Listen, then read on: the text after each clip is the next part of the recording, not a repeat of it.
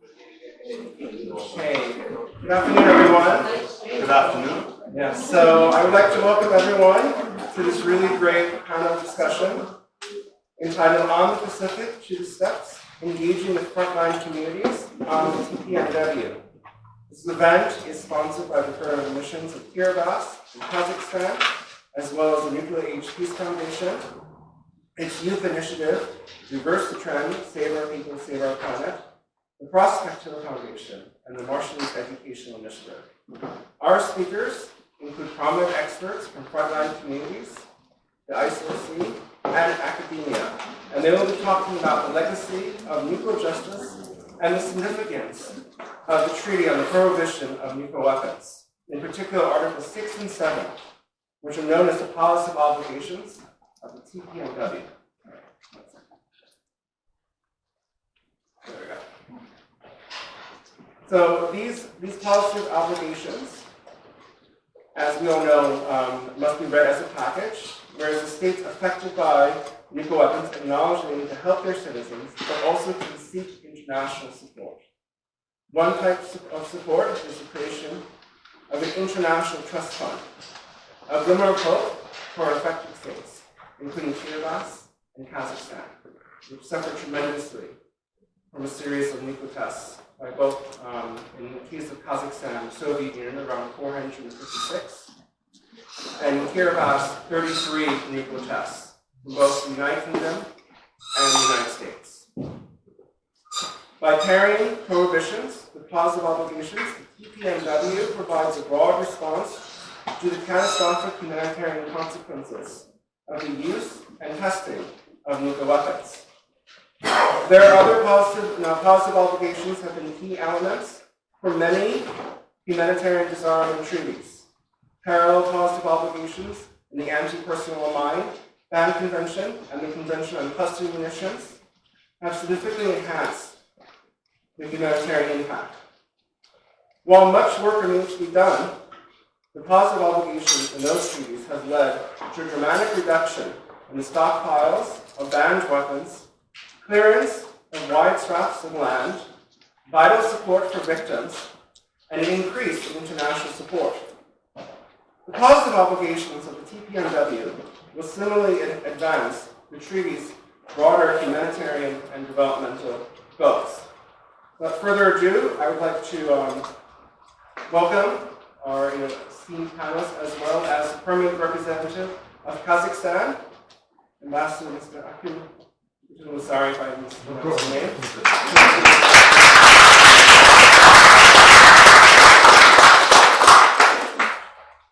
Dear friends, dear colleagues, very warm welcome from my side, from Mission of Kazakhstan, and welcome to the Mission of Kazakhstan. And I'm really happy to see you all here, and it shows your very sensitive approach to the discussions and to the subject we're discussing today and further on. And you know that Christian already mentioned that we united with Kazakhstan and Kiribati.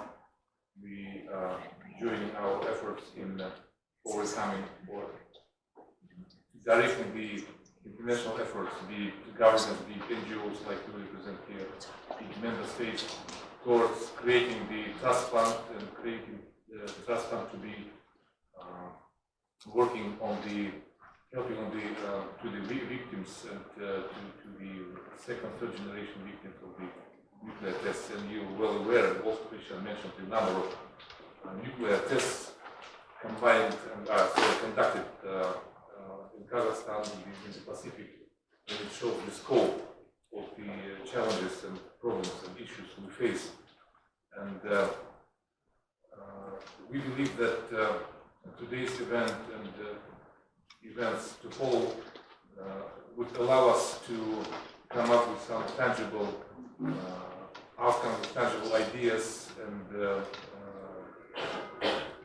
vision how we could proceed in creating this kind of trust fund, because it will be really, for example, Kazakhstan, it's quite developed system in helping the victims or population of the affected territories in the Palagis region. Of course, we can share that But we are very, very diverse, like Kazakhstan being, even the name of the event is called the from Pacific to the Steppes. So we are still in steppe. There are so many countries in the Pacific region also affected after all these nuclear tests. And that's why we need this the united approach from different NGOs, different countries, different regions, different landscapes, I would say, and that would help us to come up with some concrete results and to reach some tangible outcomes. So I would like to again thank you all, and of course I am very thankful to the panelists of today's session, to all present here, and to all who are with us online. And I wish you very successful discussions and very fruitful and result-oriented discussions. Please do rely on our support. Kazakhstan is with us in continuing this work. And thank you very much for your enthusiasm, for your really warm hearts and your openness to work with us today and for the long. Thank you very much, and I wish you very fruitful discussions today. Thank you.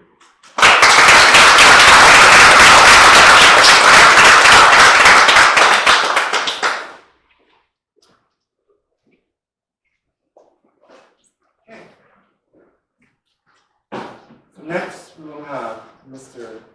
Benedict Madison, who is the Executive Director of the Marshallese Educational Initiative, and he will be talking about nuclear justice and the Marshallese.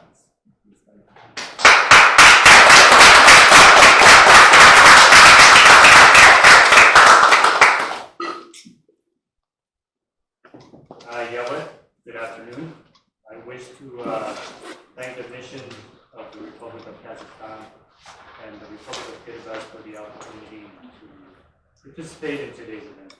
And as always, it is an honor to share the nuclear legacy of the Marshallese with us. As many of you know, the involvement of Marshallese in raising awareness about the lasting effects of nuclear weapons testing is not a recent undertaking.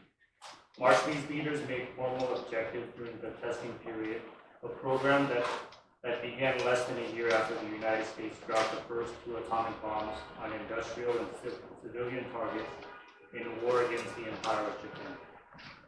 Under the authority of the United Nations in 1947, the United States was named trustee of the Marshall Islands and entrusted with the responsibility to guide and oversee our social and economic development, human rights, health, and well-being.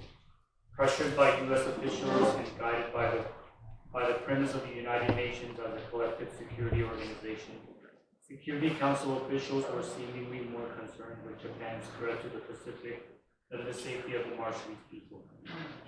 The United States had already begun testing nuclear weapons a full 9 months before the trust territory of the Pacific Islands was approved. Further, the United States won approval from the Security Council to designate the trust territory as strategic, a unique designation that would allow the United States to build and operate military bases and fortifications, and from time to time specify certain areas as closed for security reasons. Thus, the Marshall Islands became, with the United Nations approval, a strategic military zone, where the United States tested 67 nuclear weapons, equivalent to 1.5 Hiroshima bombs, every day for over 12 years from 1946 to 1950. I have no doubt that the leaders of the reflecting United Nations Security Council believe, or perhaps hope, that the United States would fulfill its obligation to promote the development of the inhabitants. However, the United Nations leadership made great errors when it allowed testing to proceed over the formal objection of Marshallese in our petitions in 1954 and 1956 in the wake of Castle Bravo detonation and subsequent high-yield bombs detonated in rapid succession. The Marshallese were not passive victims. Rather, they spoke with respect, but asked the UN to intervene and put an end to the U.S. tests that were devastating their lands and bodies. My ancestors are not alone. Throughout the decades, Marshallese voices and the voices of other nuclear-affected peoples have continually raised the alarm and attention to wrongs that need to be righted.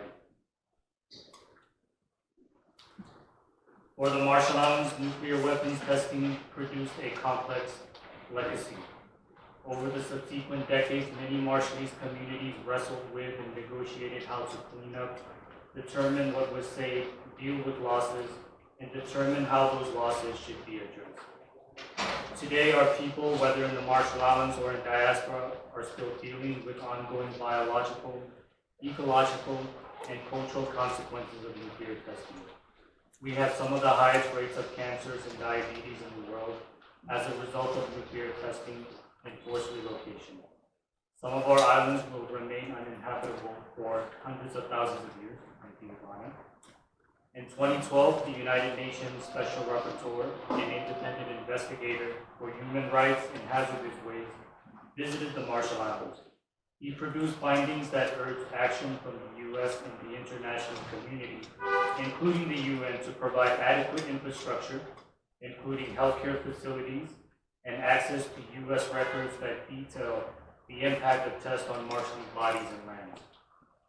He also urged that Marshallese people be recognized as having their own voice and role to play in progressing our rights, including being effective advocates. We have consistently reminded the international community of the humanitarian consequences of nuclear weapons. No other nation or people should ever have to bear the same burden.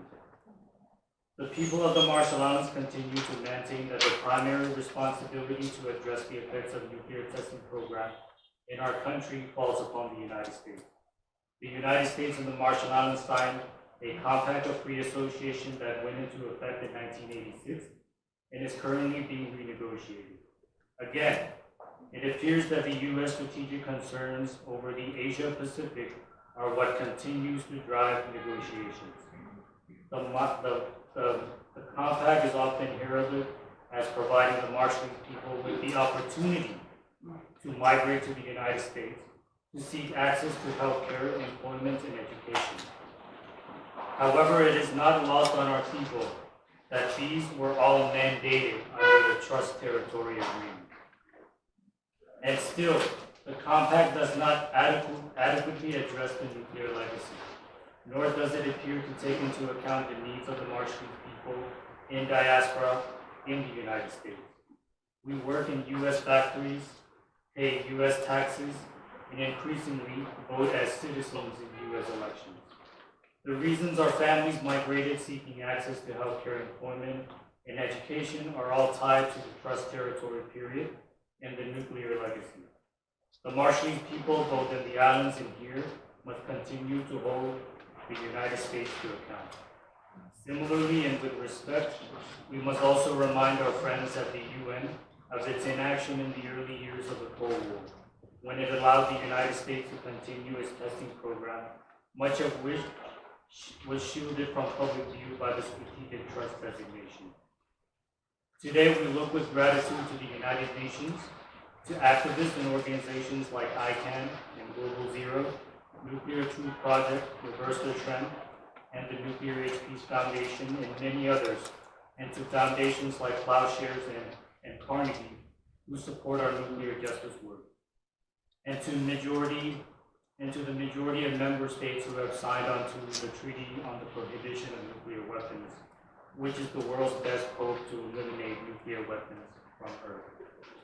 And as always, we stand in solidarity with our friends and allies, the people of Kazakhstan and Kiribati, tribal peoples across the United States, our oceanic kinsmen, and others whose lands were similarly ravaged by nuclear production and tests, as we seek nuclear justice together.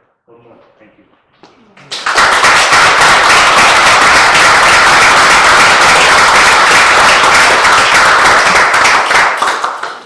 Thank you so much, Dante.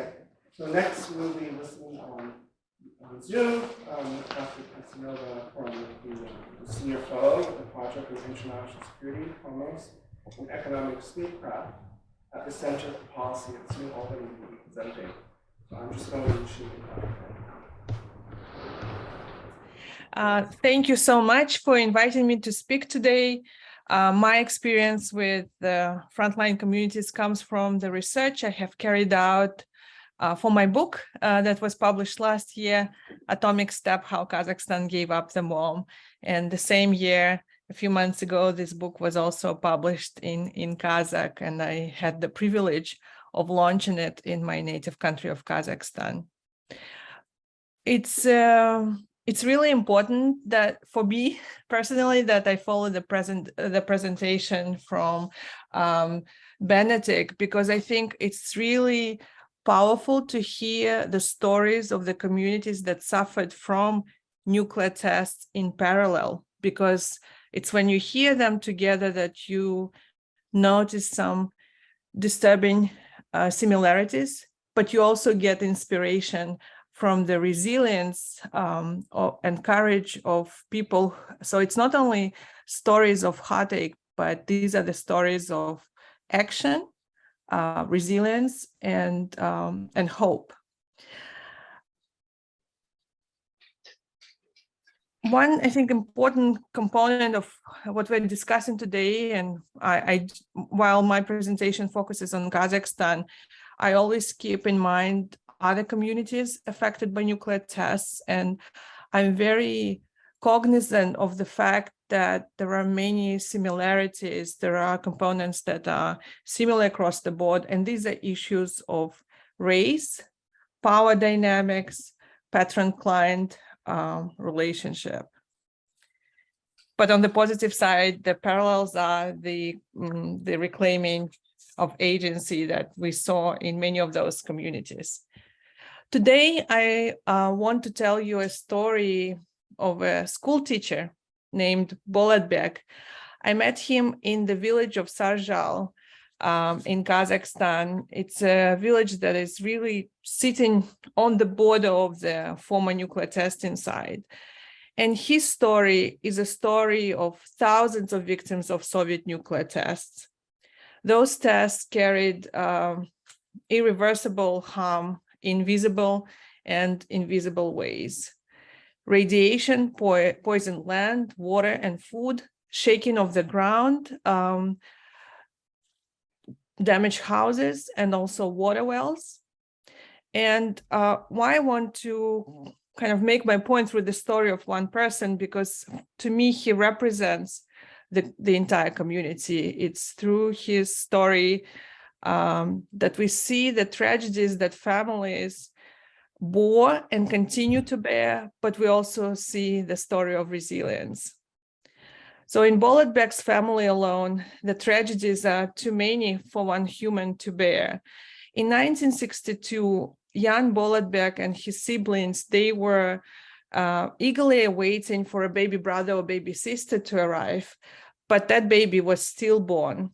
And Bolatbek thinks that his mother lost that baby in 62. For those of you who are closely aware of the nuclear testing history, you would remember that it was just before the ban on atmospheric nuclear tests. So in 61 and 62, the Soviet Union rushed to conduct as many atmospheric nuclear tests as possible before the partial ban treaty would go into effect.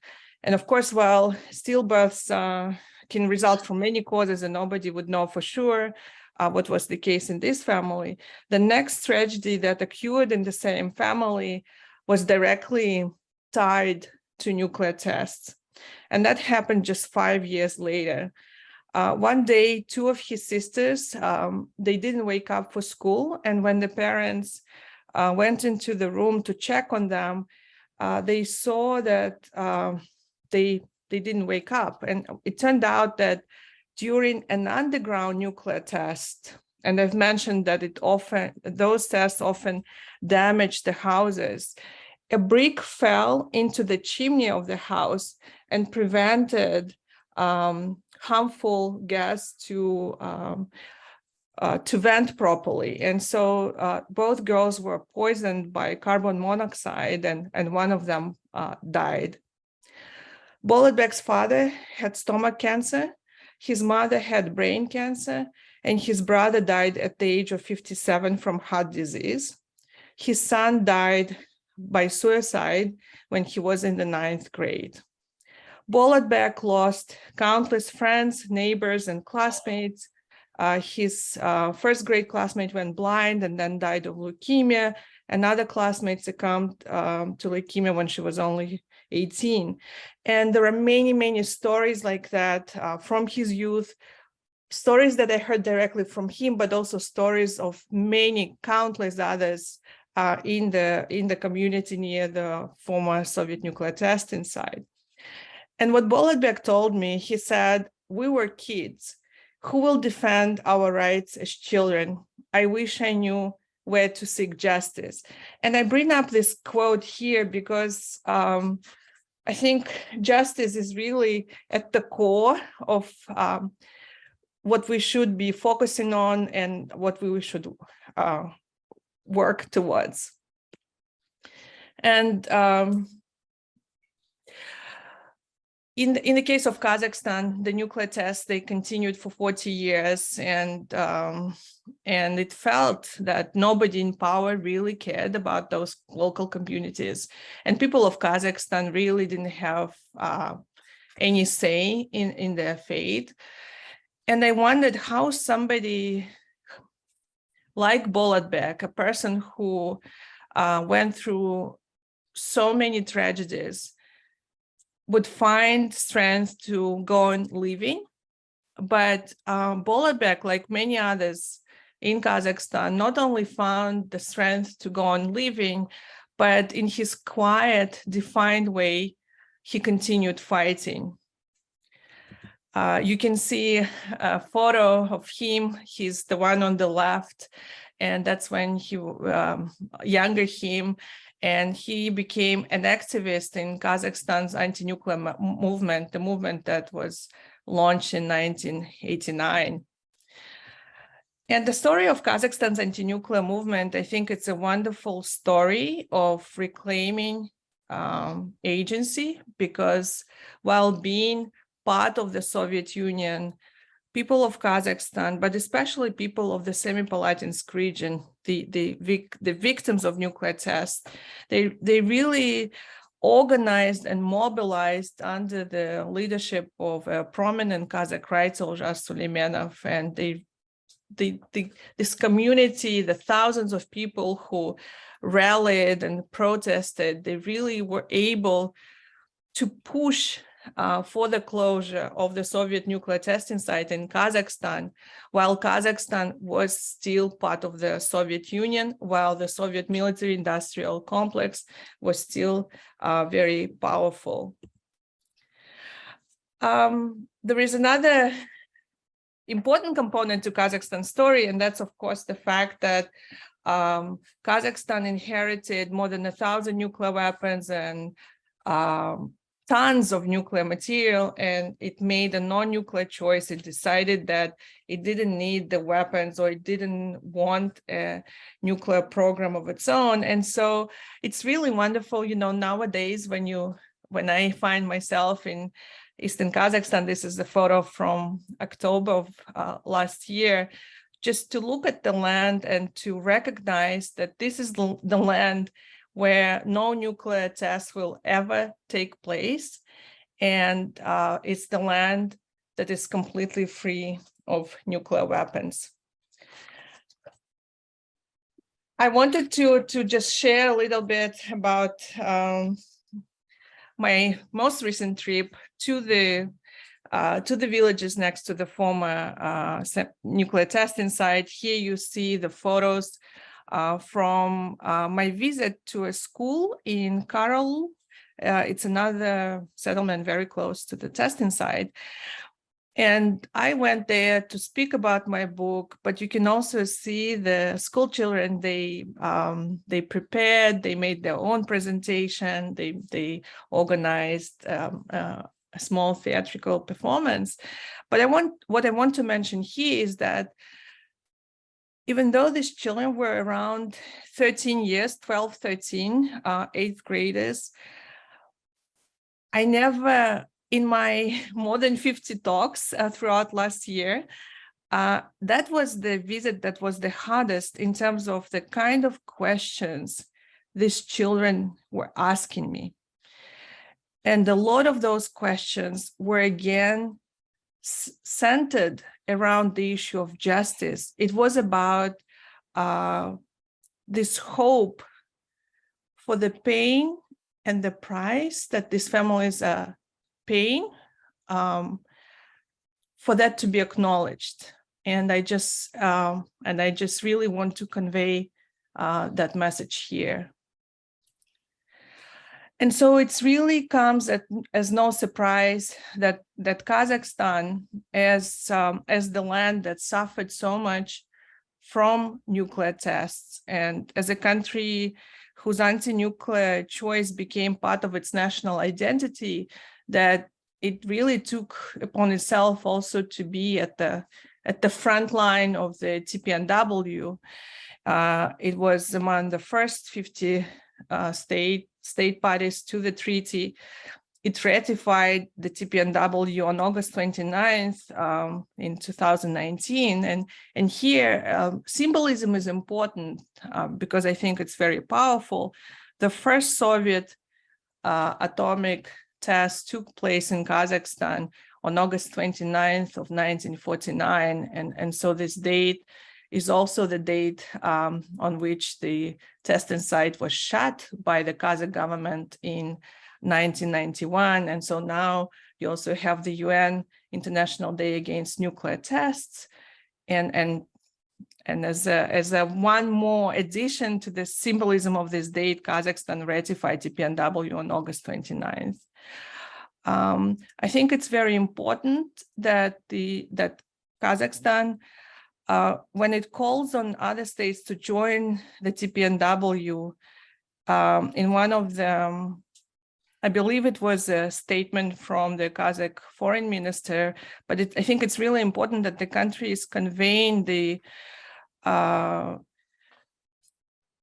importance of other states joining the TPNW as part of also a tribute to all those affected by the use and testing of nuclear weapons around the world. Because I think while we cannot return people who died or who suffered from nuclear tests, the least we can do is promise these people and ourselves that nuclear weapons will be eradicated. And it was mentioned already here, but Kazakhstan and Kiribati, they work together on articles of the TPNW that specifically deal with the issues that I was covering, and that's assistance to those who suffered from nuclear tests or nuclear use, and also the issues of rehabilitation of the land. Because as I mentioned in the beginning, in Kazakhstan, the size of the land that was taken out from public use in Kazakhstan, especially for the US audience, you will be able to relate, it's the size of the entire state of Hawaii. And so we're also talking about huge masses of lands that were used for military purposes. So I think I'll stop here, and I'll just again express my solidarity with other communities that suffered from nuclear tests through no choice of their own. Thank you. Thank you.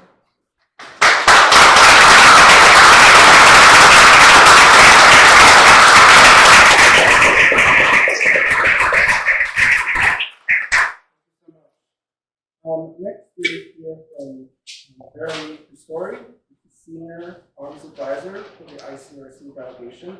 We'll be talking about the humanitarian impact of nuclear weapons and the roles of the ICRC, as well as the roles of the National Societies of the Red Cross and Red Crescent in promoting TPNW. Please.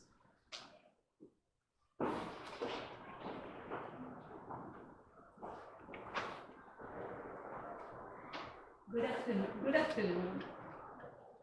I would like to thank you, the Permanent Mission of Kazakhstan and Kiribati for this event.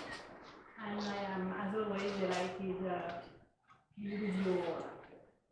As you know, on Sunday, we will celebrate the second anniversary of the entry into force of this historic treaty. The catastrophic humanitarian consequences of nuclear weapons have been the very raison d'etre of the TPNW. The ICRC and the Red Cross movement have called for the prohibition of nuclear weapons since the first atomic bombs were detonated in Hiroshima and Nagasaki, as well as the testing of nuclear weapons causing unimaginable suffering. At a time when rhetoric around nuclear weapons is growing and nuclear deterrence theory will get bigger, it is critical to refocus the debate on what a nuclear weapon use will mean for civilian and combatants and for the natural environment in which we will depend. Indeed, it is important to stress that the existence of nuclear weapons poses some of the most profound questions about the extent of human suffering we are willing to inflict or to permit in war. The destructive power of nuclear weapons has increased dramatically, but the ability of states and international organizations, including the ICRC, to assist victims has not. The humanitarian consequences of the use and testing of nuclear weapons are of a scale we cannot yet grasp. In 2020, an expert meeting organized jointly by the ICRC and the International Federation of the Red Cross and Red Cross National Society demonstrated that there is much that we still don't know. There is a particular need for continued and scale-up effort to research and understand the humanitarian and environmental consequences of nuclear weapon testing. It is necessary in order to uphold the rights of the individual and communities affected by the use and testing of nuclear weapons, as well as an effective response and assistance. As you heard from the impressive but fellow panelists, communities in former nuclear testing areas continue to be affected today by the impact of ionizing radiation released from nuclear tests that occurred decades ago.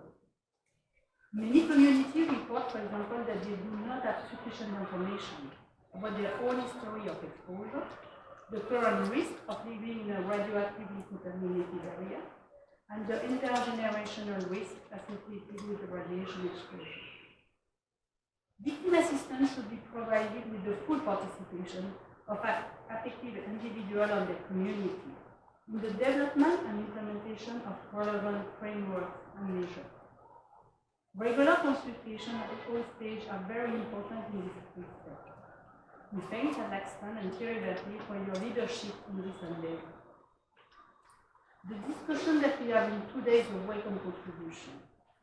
I would like also to thank the survivor of nuclear weapons and testing for the courage and hope and determination as President mentioned. They are driving our effort and never cease to inspire. In June 2022, the Red Cross and Red Crescent movement adopted an ambitious new resolution on nuclear weapons at the Council of Delegates. It coincidentally was adopted at the same time of the Vienna Action Plan at the first meeting of State Parties. The resolution and the action plan on the Red Cross and Red Crescent movement 2022-2027, working towards the elimination of nuclear weapons, provide a framework for sustained movement action to seize the opportunities offered by the entry into force of the TPNW, respond to the increased risk of use of nuclear weapons, and work towards the complete prohibition and elimination of these weapons. First, components of the movement have a unique role to play in promoting universalization of the TPNW. Focus includes outreach to the states possessing nuclear weapons and other states associated with nuclear weapons. Second, the TPNW established a role for the movement in the implementation of the TPNW obligation regarding assistance for victims of the use or testing of nuclear weapons and for the remediation of contaminated areas. Such assistance may be provided notably through the ICRC, the IFRC, or national society. Components of the movement can play a role in ensuring that all human life armed by nuclear weapons receive adequate care and assistance.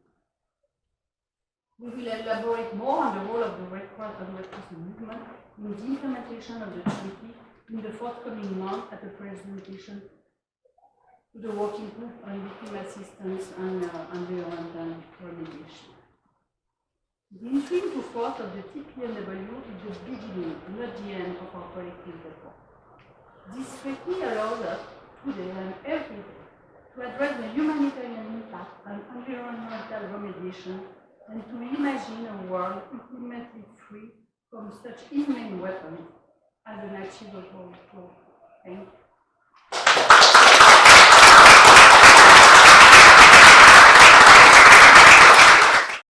Finally, we have Dr. Eva Hughes, President of the Nuclear Age Peace Foundation, who will discuss her research regarding the Marshall Islands, possible applications. And then we also, while she's presenting, we will see a series of slides as well. Thank you. So please.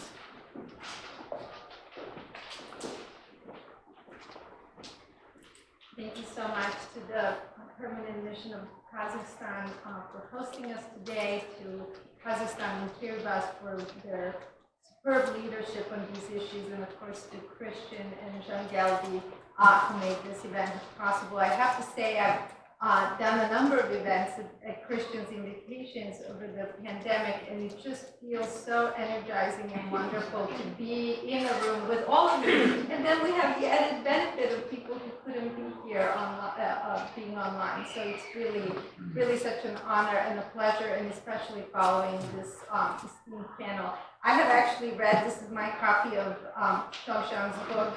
I read the book, I read some of the stories that she was talking about, and I was almost in tears right there in the front row listening to her again.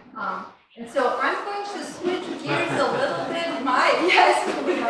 Our copies. I'm going to switch gears a little bit, so if we could share my slides, that would be great. Oh, there's a technical issue. Oh, no slides? Oh, maybe. Oh, yes. Okay, great. Yes, my slides are there. Excellent. And so I'm going to, in a way, switch gears a little bit and actually tell you a little bit about some of the science behind what it is that we have been learning. And this is actually work that I've done at Columbia University with colleagues and students. And so let's just go to the next slide. So what I'd like to talk about is really lessons from the Marshall Islands, which is where we have done some of this radiological assessment work. But I also want to point out, and let's just go through all the 3 bullet points, that the Marshall Islands are not the only place in the Pacific that was affected. United States and the United Kingdom also tested nuclear weapons in Kiribati, and France also tested nuclear weapons in Maoris Nui or French Polynesia, 2 atolls there. And so in many ways that region has really been affected very, very greatly. So let's go to the next slide. Next slide. Yes, the map. So in the Marshall Islands, as we heard from Benedict, there were 67 tests, and Benedict already told you that this happened over a period of 12 years. I put this number 110 megatons. So the Hiroshima bomb was the equivalent of 15 kilotons. So 15,000 tons of TNT would be the equivalent, would produce an equivalent energy. In the Marshall Islands, we have 110 megatons total. That's about the equivalent of 7,300 Hiroshima bombs. And as Benedict pointed out, more than 1 Hiroshima bomb each day. And so right here, and I hope maybe people online can hear me if I just move for just a second. So this is the map of the Marshall Islands where we are actually. My laser pointer. It's okay. So where we are in the Pacific is we're just north of the equator and just west of the international date line. And the map kind of across across, we're looking at about 1,000 miles across on this map and 29 coral atolls.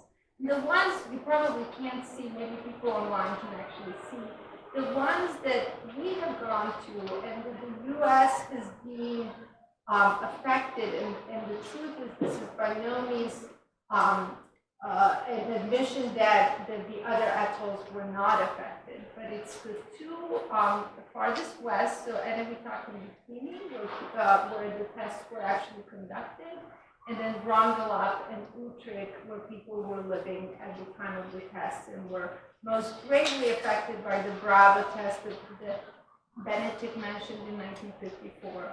But again, you can see there are other atolls nearby, and there were other populations affected. Let's go to the next slide. Yes, so I'm going to tell you actually about two types of measurements. So we actually made many measurements, and we made measurements on all four of these atolls. But I'm going to point out two types of measurements and focus actually on Bikini, which is where I believe Benedict's maternal grandmother is from. So I'm going to focus on Bikini, and the first type of measurement I'll talk about is background gamma radiation. And that's gamma radiation is a type of light. We see visible light. Gamma is just the kind of light that has very, very short wavelengths and very, very high energies. So it can be very destructive. And in fact, when you walk around New York City, you get exposed to some background gamma radiation. Most of the exposure here in New York would mostly come from the bedrock. In places like Colorado, at high altitudes, it would mostly come from cosmic radiation. In places like the Marshall Islands, it's essentially all coming, and we've done some control measurements, it's essentially all coming from the nuclear testing. And the picture I'm showing you here is of Maverick Abella. Maverick was a student at Columbia at the time and is currently a medical student at the University of Hawaii. She's a native Hawaiian scientist and future doctor, and the graphs that I will be showing you were all that analysis was done by Maverick. So I just wanted to acknowledge her. So let's go to the next slide. So what we're looking at here, and I think the colors may not be showing that as well, is just it's just to give you a little bit of a sense for the kind of things that we're doing. This is looking at 9 different islands and 4 different atolls, and we're looking at the level of radiation, this external gamma radiation.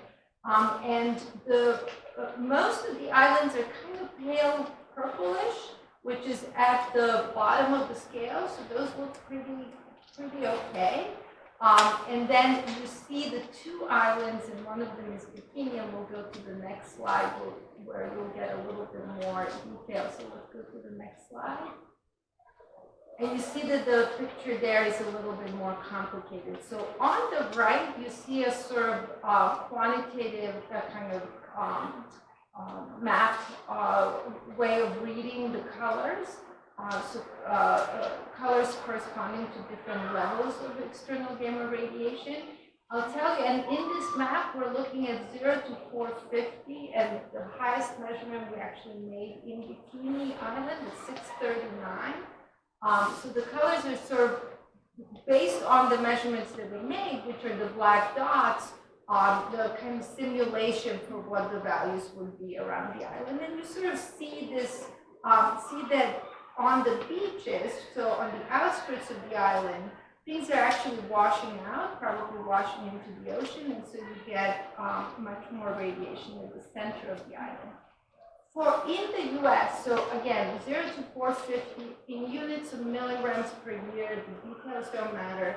In the United States, for civilian, a civilian limit that is in use is 50 milligrams per year. If you live near a, say, nuclear power plant or whatever. So this all coming from the nuclear test is really far, far above any limit that the US would actually allow on its territory. So, according to this, and what's really interesting here is that when we did these measurements, it was really the first time that such measurements were being published, because previously DOE, which has been monitoring radiation in the Marshall Islands for decades, having been involved in the nuclear test, previously, the very last time they actually published such measurements was 1978. And then after that, they were just always doing simulations of what and so they've been saying, oh, bikini is fine, there's no radiation in bikini. So these results were really, in my opinion, absolutely shocking. So let's go to the next slide. I will show you one more type of measurement, again, centered on bikini, and that is cesium-137 in the food. Cesium-137 is one of the isotopes that gets spread around by the nuclear fallout, and cesium-137 has a half-life of 30 years. That means that it's going to be in the environment unless it's removed for about, call it 200 years. And when it gets into the food, that's when it's particularly dangerous. So when you're outside and you're getting exposed to gamma radiation, as I said, that happens in Colorado because it happens if you fly to the Marshall Islands. But it's very different to ingest food that has cesium-137. Cesium-137 is similar chemically to potassium. You all know that when you eat bananas, you like to have potassium, right?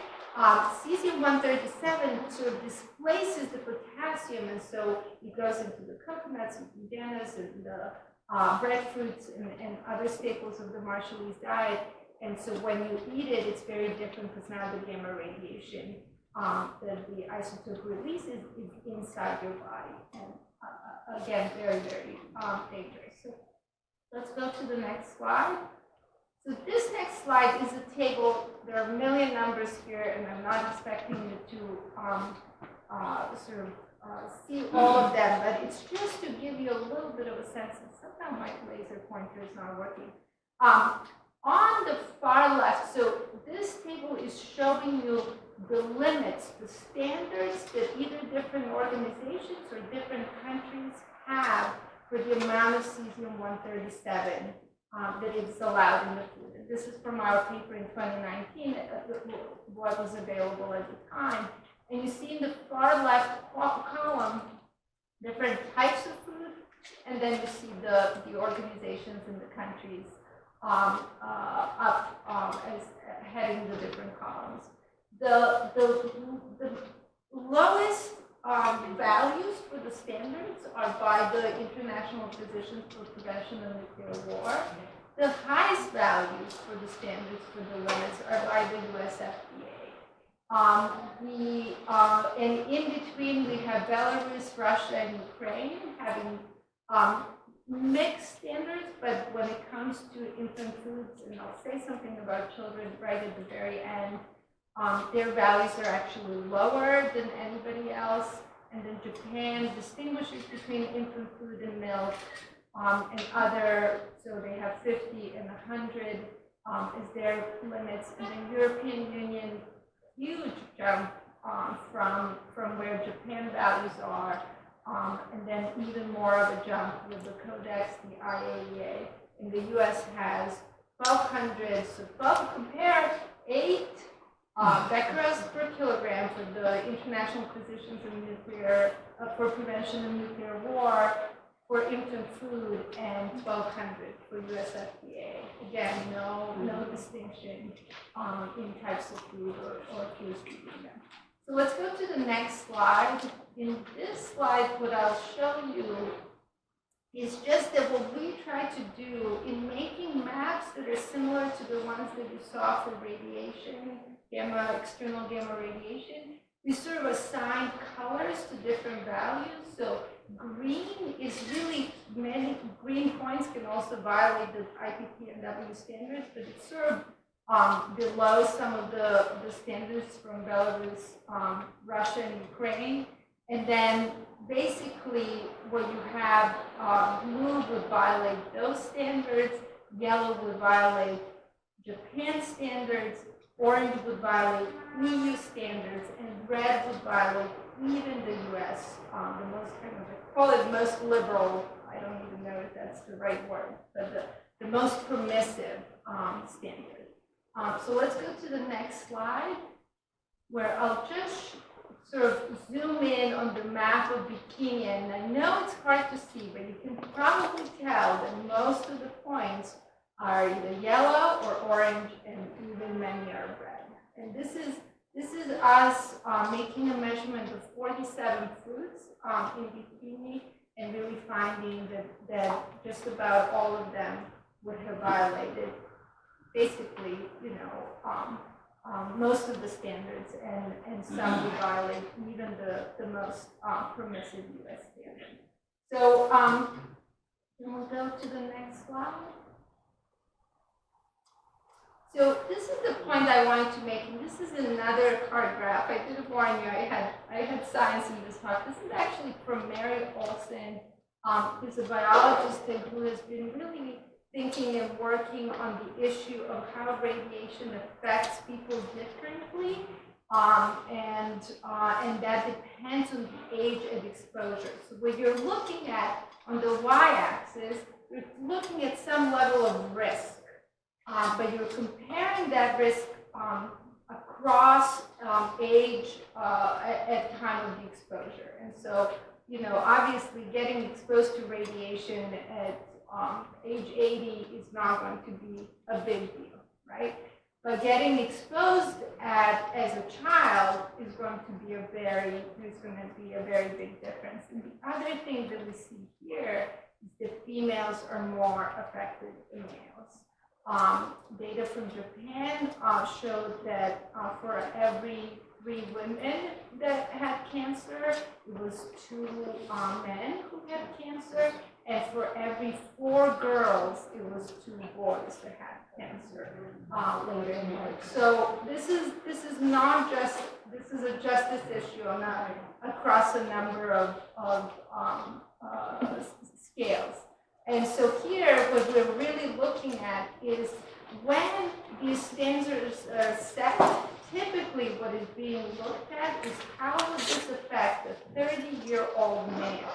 So all the standards I was telling you about would be for a 30-year-old male. And now we're talking about, should people go back to Bikini Island? Where, and I've been saying this now for years, it's about whether a child can live there. It's about whether a baby can live there. It's about whether a pregnant woman can be and live there safely. And clearly, this graph shows it. So I've gone over time. Christian's getting nervous. So I'm just one more slide. Just to say that to me, this kind of work is about helping to right the historical wrong, and TPNW and positive obligations, Article 67, are really in my mind, the best way that we can move forward. But this is also about recognizing the dangers of nuclear weapons, recognizing what I call the absolute imperative of nuclear abolition, and the TPNW, as Benedict said, being our best way, our best hope to rid the world of these horrible weapons. And I'll stop right there. Thank you so much.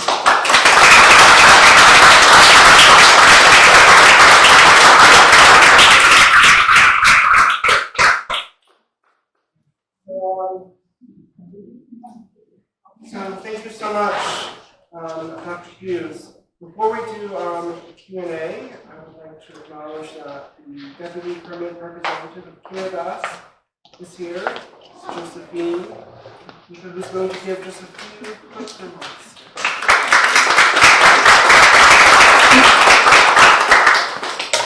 Good afternoon, everyone, and a very warm greetings from our Africa's mission. We normally greet everyone with our language. It's under the meaning of peace and prosperity. I would like to echo my colleague, His Excellency Ambassador from Kazakhstan, from for his words of appreciation. And a very thank you all for participating in this very interesting event. We are also grateful in particular for that time and effort our speakers took to share their thoughts, lessons, interesting stories, and experiences. As one of the 3 small island nations, Kiribati, where our atmosphere, our ocean, our precious ocean, our land were once deadly damaged and contaminated by nuclear blast that were once that took place in 1950s and 1960s. So I can't argue that the stories and lessons shared are of great significance and something that keep us moving forward. Kiribati is very proud to co-chair Articles 6 and 7 with Kazakhstan, and we remain convinced of our ability to remind ourselves of our common ground, which is creating a peaceful world free of nuclear weapons and contamination for the safety and security of our most important resource, our children and their children's children. Thank you.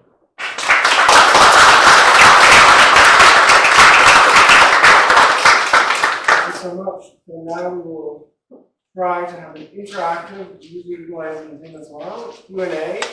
So perhaps if anyone here would like to ask a question, please raise your hand. I would like to acknowledge Kathleen Sullivan has a question. Thank you so much. Dr. Hughes, thank you for your presentation. I wanted to just ask about the Beer 7 report, the biological effects of ionizing radiation, which suggests that there is no safe level of exposure. That was their, as you well know, the outcome of that report. And I think given that no safe dose threshold, I just want to encourage us, all of us that are working on the Article 6 and 7, which is so important, to really problematize the idea of remediation. Because it's going to be impossible. I mean, I think about my dear friend Benedict here, and I think about the Runit Dome, and I think about all the waste that was collected by the United States government and dumped into lagoons in the Marshall Islands that has not been cleaned up at all. So how do we problematize the words remediation, because we can't give people the impression that these places, you know, these vast places in the ocean, these vast places in the mountains of Kazakhstan can ever be properly remediated. And what does that mean about environmental justice for those who seek environmental justice and the allies that work alongside of them? So I just want to give that to you and anyone from the panel that would like to address that. Yes, absolutely, and I'm sure that, sure, yes. And I'm sure that maybe Koshan can add on the case of Kazakhstan, which I think is in many ways a kind of a model for where you want to head. You want to figure out if there are in fact places where a cleanup would be helpful, and then there may be places that need remediation over time, and then there may be places that you just have to put under lock and chain and forget about them, and people shouldn't be going there. So I tend to be, just in life in general, I tend to be an optimist. And so for me, the idea that, you know, for me, rejecting the possibility that bikini would be cleaned in Benedict's lifetime is not okay. I actually I think it would take a lot of resources, but I think especially with something like bikini, which is 2.3 square miles, I actually think it's possible. And so the Runit Dome, it's sort of complicated, right? Because the Runit Dome was created because they did clean up some of the islands in the south of Enimitake Atoll. And we did measurements there, and those islands appear to be clean. And so it's kind of a, you know, then what you do with the waste, which is of course the same problem you have with nuclear power. I'm hopeful that as part of the TPNW process, we really now have, for the first time, an opportunity for not just states to come together, but also a scientific advisory committee is being formed, for experts from around the world to come together and figure out how do you even decide. As you said, there's sort of no level of radiation that's okay, right? But we do all go to the dentist and we do all flew to the Marshall Islands multiple times, right? And so we all do get exposed to radiation. So the question isn't, are you never going to get exposed to radiation? Of course you are. The question is there a level that I would feel comfortable? So when my husband and I started doing this work, several years ago, our son was 5 years old at the time, and so my husband would show pictures of him and say, would I be okay with taking him and living with him in Bikini Island for a year, right? And so that was his standard. He's now almost 12, so on that table, and he's a boy, so not a girl. So, we have to somehow figure out what are the right levels. The Marshall Islands, the picture I presented was, and I mostly focused on Bikini, it's a complex picture. We also found almost no evidence of radiation in Utrecht Atoll. So it wasn't like we found everything was contaminated and get out and fly to the US as soon as possible.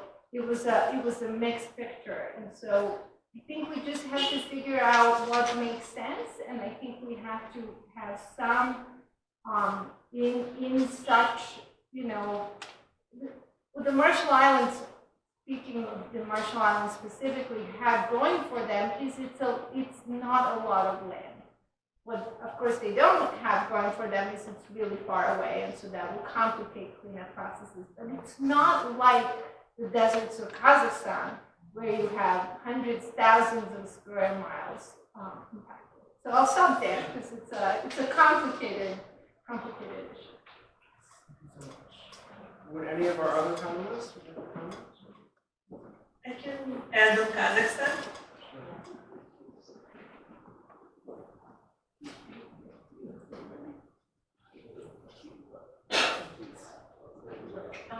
So this is an excellent question for Kazakhstan, because the territory that was assigned for the purposes of the nuclear testing site is so enormous, but only certain parts of it were used for the nuclear test itself. According to technical experts, and I'm not one of them, there are really quite large pieces of land that can be returned to public use. It's an extremely also rich land. There can be mining done for natural resources, but also for other needs, because there are settlements there and people really need proper access to the land.